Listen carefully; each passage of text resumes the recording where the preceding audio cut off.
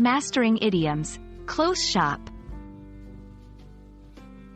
Hello, everyone. Welcome back to our channel.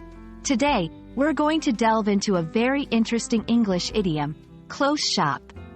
Whether you've stumbled upon this phrase in a book or heard it in conversation, understanding idioms like this one is essential for mastering the English language. So, let's explore what this phrase means, how you can use it, and look at some examples together.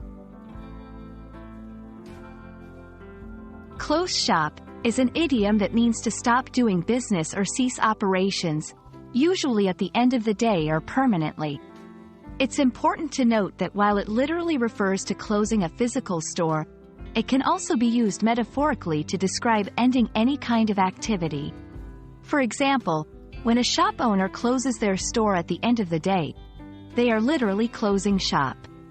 However, if someone decides to end a business venture or stop providing a service, they might say they are going to close shop, even if there is no actual shop involved. Now, let's look at how close shop is used in everyday conversation.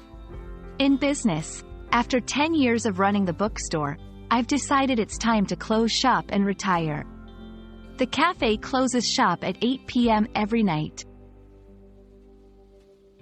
In general use, after organizing the charity event for 5 years, Jenna is closing shop and passing on the responsibility to someone else. It's useful for non-native speakers to understand that close shop can also signify the end of a particular action or the conclusion of an event.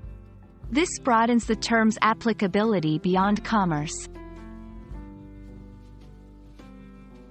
To get comfortable with the phrase, close shop, let's try making sentences with it.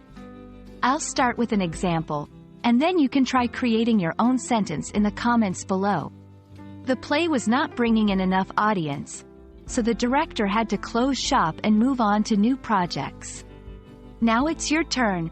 Try to use close shop in a sentence that relates to something you've experienced, or imagine a scenario where this phrase would be appropriate. That wraps up our lesson on the idiom, close shop. I hope you now feel confident using this phrase in both a literal and a figurative sense. Remember, idioms can add flavor to your language and help you sound like a native speaker. So don't shy away from practicing them. If you found this video helpful, please give us a thumbs up and subscribe for more learning content. Until next time, keep practicing and stay curious about the exciting world of English idioms.